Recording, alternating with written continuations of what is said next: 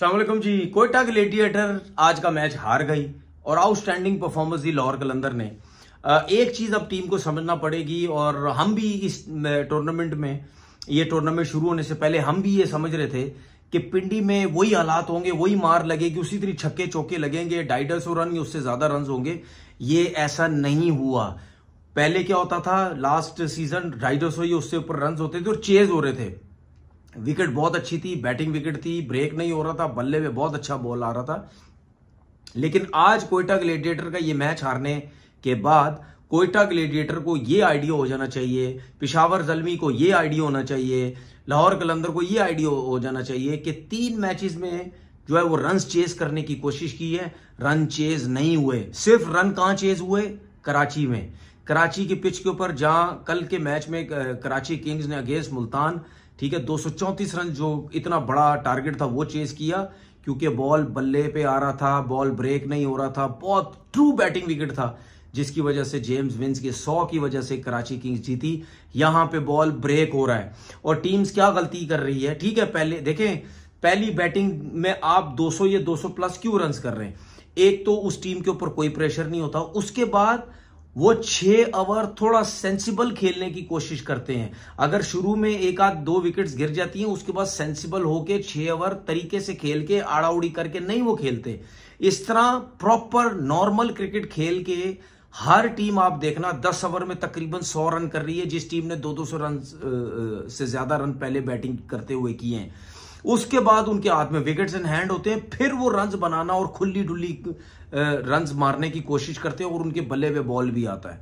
यहां पे मैं ये देख रहा हूं पिंडी में कि 3 मैचेस में ये हुआ है कि जिस टीम ने रन्स चेस करने हैं वो 200 रन प्लस समझ के पहले ओवर से मारने की कोशिश कर रहे हैं। बॉल फंस रहा है, ब्रेक हो रहा है और फास्ट बॉलर वेरिएशन बहुत ज्यादा कर रहे हैं, जिसकी वजह से उनको समझ नहीं आ रही, वो गेंद रुक के आता है और हर बैट्समैन आता है मारने की कोशिश करता है कि 200 प्लस रन करने 6 ओवर में कम से कम 60, 70, 80 रन होने चाहिए, वो नहीं हो रहे। अब ये टीम्स को सोचना है कि पिंडी पे जब भी मैच हो, टॉस जीतो और पहले बैटिंग करो।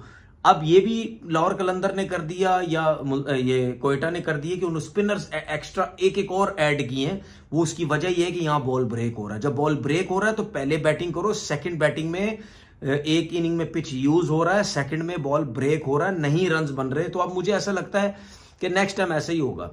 लाहौर की बैटिंग की बात करते हैं, फखर जमान ने बहुत आला बैटिंग की, उनकी फॉर्म वापस आई, इंजरी के बाद बड़ी जबरदस्त की। लेकिन उसके बाद जो सैम बिलिंग्स ने 19 रन की इनिंग खेली है, 19 बॉल पे जो 50 रन की इनिंग खेली, वो बड़ी जबरदस्त। आज आमिर की मार लगी, पिछले मैच में आउट करके यूं कर रहा था, मैं बड़ा क्लेवर, और थोड़ा एक्स्ट्रा, मतलब वो ओवर कॉन्फिडेंस बहुत ज्यादा हुए थे, जैसे पता नहीं उनको बहुत ज्यादा पता है यहां पे बॉलिंग करने का।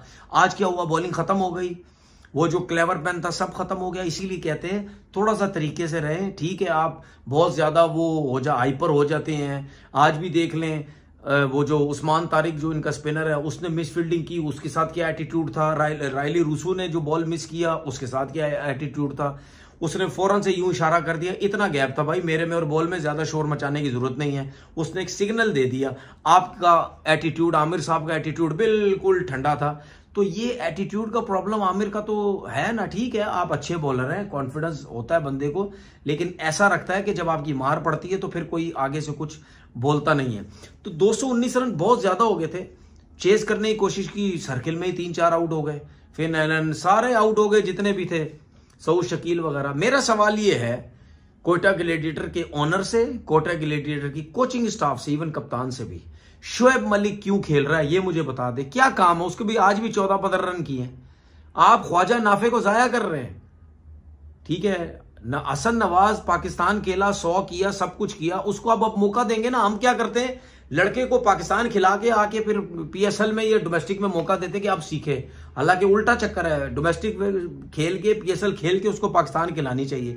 यहां सीखना चाहिए। यहां कोई सीखता नहीं, वहां जाके सीखता, उसके बाद कुछ नहीं होता तो नीचे आके फिर सीखता और मजबूरन उसको खिलाना पड़ता है फिर लीगों में, क्योंकि वो पाकिस्तान खेला हुआ होता है। अब ख्वाजा नाफे पाकिस्तान तो खेला नहीं, हालांकि लास्ट पीएसएल में देखें वो सारे मैचेस तकरीबन खेला है, उसको सारे मैचेस मिले, उसने परफॉर्म किया, उसने बांग्लादेश प्रीमियर खेला, डोमेस्टिक की T20 खेला, वनडे सब खेला है।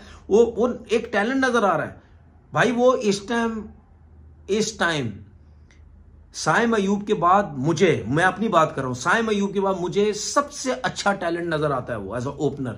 उसके पास जो शॉट्स हैं, उसके पास जो टैलेंट है वो किसी के पास नहीं है। हसन नवाज से भी अच्छा है वो। आप उसको मौका तो दें। आप शोएब मलिक के चक्कर में आप उसको मौका ही नहीं दे रहे। या शोएब मलिक को बिठा के किसी स्पिनर को खिलाएं, किसी फास्ट बॉलर को खिलाएं, कोई बैट्समैन ऐड करें। शोएब मलिक का क्या काम है? मेंटोर रोके, वो डोमेस्टिक पोर्ट का मेंटोर है किसी टीम का और वो क्रिकेट खेल रहा है।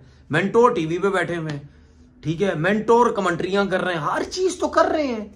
वो पाकिस्तान टीम का बैटिंग कोच टीवी पे बैठा हुआ है, कोई पूछने वाला नहीं है यहां पे भाई। तो कैसे चीजें ठीक होंगी?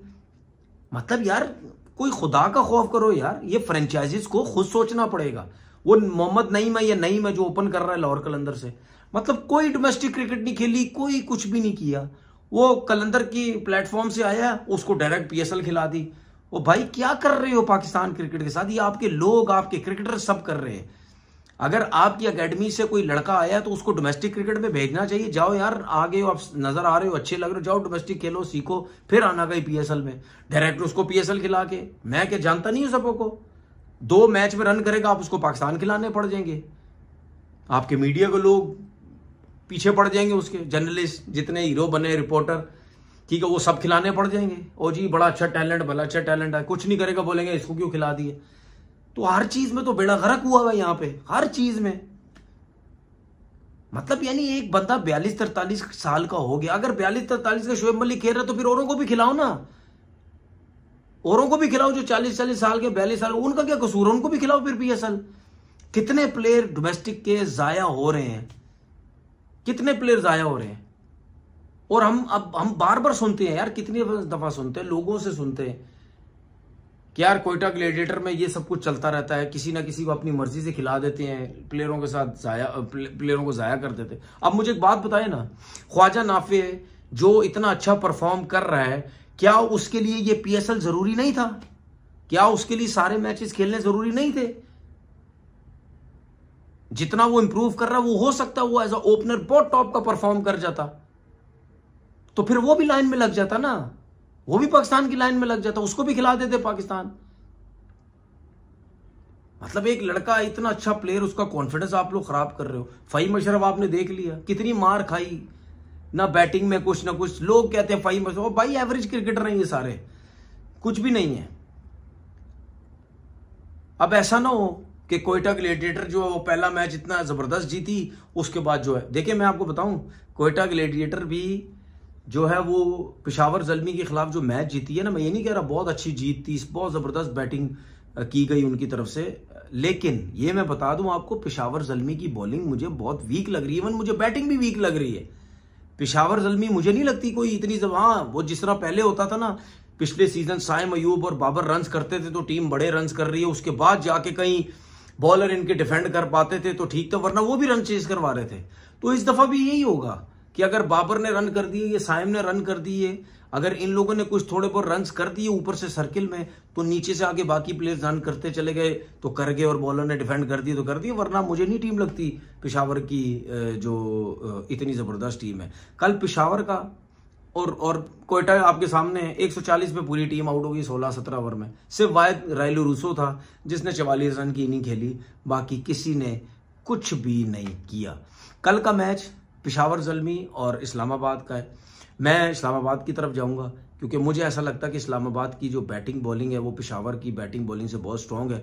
अब मुझे ये कोई नहीं मैसेज करने लग जाना कि यार आपने बाबर को छोड़ के आप इस्लामाबाद की तरफ चले गए। भाई बाबर को ठीक है, मैं पसंद करता हूँ एज अ बैटिंग, सब कुछ, प्लेयर अच्छा है, बहुत बड़ा प्लेयर है, सब कुछ है, ठीक है, वो पसंद करता हूं, लेकिन अब ऐसा नहीं हो सकता कि अगर उसकी टीम वीक मुझे लगती है तो मैं इस्लामाबाद को छोड़ के मैं पेशावर की तरफ चला जाऊं, ऐसा नहीं हो सकता। बाकी वो अलग चीज़ है कि अगर मैंने बोला इस्लामाबाद को जीतना चाहिए, वो इस्लामाबाद के खिलाफ 100 कर दे, 50 कर दे, 60 कर दे, ना भी करो उसकी टीम जीत जाए, वो अलग चीज़ है। लेकिन मुझे जो समझ आती, मुझे ऐसा लगता है कि इस्लामाबाद की टीम ज़्यादा स्ट्रांग है, उसको कल का मैच जीतना चाहिए। अब आप लोग मुझे बताएं पेशावर की टीम जीतेगी, इस्लामाबाद की जीतेगी? अपना बहुत बहुत ख्याल रखिएगा।